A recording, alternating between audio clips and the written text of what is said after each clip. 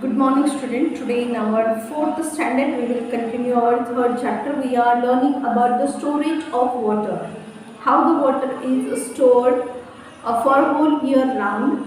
What are the traditional methods and what are the modern methods that we are discussing. Let us see what are the traditional methods. We were discussing about the traditional methods yesterday, and we discussed about the wells. In every house, nearly in every house, there were wells in olden times. And nowadays we see that the wells, they are not found in every house, but a bore well is found in every house. Okay, bore well is the modern form of well. Okay. So second water storage or second water source, water storage in olden time was small lakes that were built, artificial lakes, they were built to store the water on forts, etc. Water tanks in forts. People lived on the hill forts in the past. They also needed water. The forts had reservoirs and tanks dug into the stone. In olden times, पहले ज़माने में जब राजे महाराजे होते थे तो तब लोग फोर्ट पर रहते थे, हिल फोर्ट्स होते थे, ऊंचाई पर बनाए हुए, हिल्स पर बनाए हुए फोर्ट होते थे, स्पेशली शिवाजी महाराज के रेल में, महाराष्ट्र में स्पेशली। तो ये जो फोर्ट्स होते थे वो बहुत ऊंचाई पर बने हुए होते थे, तो वहाँ पर जो स्टोन्स होते थे, हिल्स पर फोर्ट बनाए जाते थे और हिल्स पर जो स्टोन्स होते थे उसको फोड़ कर उसको सेपरेट करके बड़े बड़े टैंक बनाए जाते थे और उस टैंक में रेन वाटर स्टोर किया जाता था और वही रेन वाटर फिर होल ईयर राउंड के लिए यूज़ किया जाता था। वहाँ पर रहने वाले जितने भी लोग रहते थे उसको वो यूज़ करते थे, क्योंकि जो फोर्ट होते थे उसका एरिया भी बहुत बड़ा होता था। अगर तुमने कभी उदगीर के फोर्ट को विज़िट किया है तो तुम्हें आइडिया आ सकती है कि फोर्ट कितना बड़ा होता है। तो ऐसे और इससे भी बहुत बड़े बड़े एरियाज फोर्ट में होते थे। तो हमारे फोर्ट में भी देखो, उदगीर के फोर्ट में एक बहुत बड़ी वेल बनाई हुई है। तो वैसे ही वेल्स और लेक्स जो है, छोटे छोटे लेक और अलग अलग प्लेसेस पर बनाए जाते थे फोर्ट के ऊपर। Then draw wells. In the past draw wells were dug to get drinking water. There were small wells from which water was drawn using a small pot that is called as pohra tied to a rope। ये जो यहाँ पर तुम्हें दिखाया हुआ है draw Wales कैसे होते हैं, देखो ये जो वेल है उसमें से वाटर कैसे ड्रॉ कर रहे। यहाँ पर एक ये लगा हुआ होता था, व्हील लगा हुआ होता था, उस व्हील के ऊपर ये डाल के, रस्सी डाल के, उस व्हील के ऊपर एक स्ट्रॉन्ग सी रोप डालते थे। उस रोप को एक बकेट या फिर एक घड़ा ऐसे बांध के उसको वेल में छोड़ते थे और जब वो पानी से भर जाता था तो उसको ऊपर लेते थे। So this was called as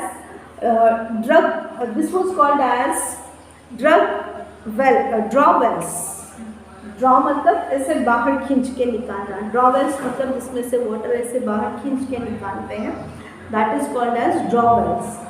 और कुछ वेल्स ऐसी भी होती थी जिसमें जिसको लोग नीचे, मतलब उसमें स्टेप्स बनाए हुए होते थे, तो लोग नीचे उतर के जाके वाटर भर के फिर ऊपर चढ़ के आते थे, स्टेप्स भी बनाए हुए होते थे।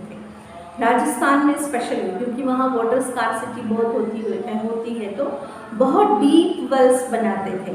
तो उस डीप वेल में उतरने के लिए लोगों को उतनी अभी बहुत इतनी नीचे तक जाने के लिए रोप नहीं अवेलेबल कर सकते ना, और खींचना भी मुश्किल हो जाता है। इसीलिए पहले राजस्थान में ऐसे कुछ वेल्स है, अभी भी है वहाँ पर, जिसमें हम नीचे स्टेप्स होते थे, जैसे हमारे घर के स्टेप्स होते हैं ना, स्टेयर्स होती हैं, वैसे स्टेयर्स नीचे उतर के जाने के लिए स्टेयर्स होते थे, फिर नीचे वहाँ पर वेल होती थी, तो वहाँ से वो लोग पानी भर के ऊपर लेकर जाते थे। लेकिन मराठवाड़ा में इस टाइप के वेल्स बहुत कॉमन थे, ड्रॉ वेल्स। इसमें से यहाँ पर देखो, अगर तुम्हें क्लियरली दिखाई दे रहा तो यहाँ पर एक ये बनाया हुआ है, व्हील है, उसके ऊपर रोप है और लोग उसको रोप के एक एंड को घड़ा या फिर बकेट बांधते थे और उसको वेल में छोड़ते थे। जब वो भर जाता था तो उसको पुल करके बाहर खींचते थे। So this is called as draw well. In Marathi it is called as आड़। आड़, आड़ मतलब क्या कि जो छोटा सा, जिसका ओपनिंग जो है वो बहुत नैरो होता है, छोटा सा होता है लेकिन बहुत डीप होता है, दैट इज कॉल्ड एज आड़। In Marathwada it is very common. Marathwada में ये बहुत कॉमन है। हमारे रीजन में बहुत सारे आड़ होते थे।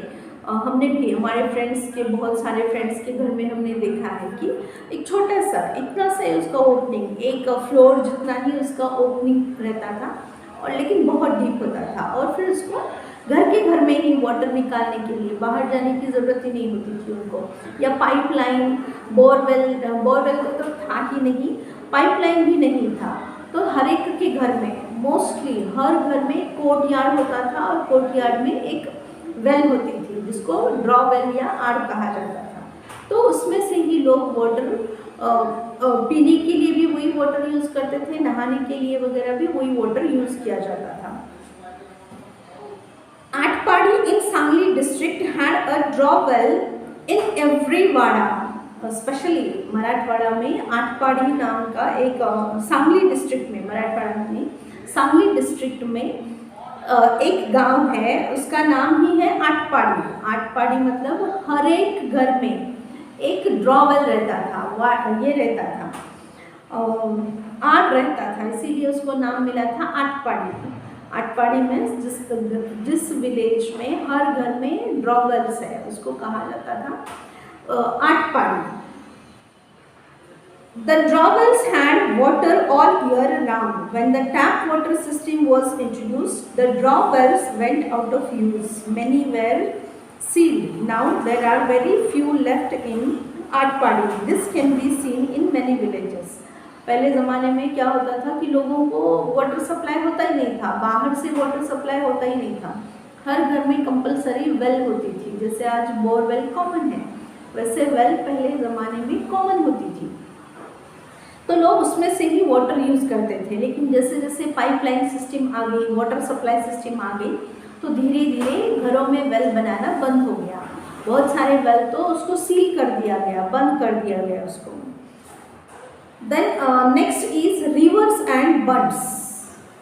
किसी किसी जगह पर रिवर पर बंड बनाए जाते थे। बंड्स मतलब उसको रिवर वाटर को रोक के वहाँ छोटा सा एक कैनल जैसे बनाते थे, बंड्स बनाते थे। Earthen or masonry bunds were built across rivers to store their water.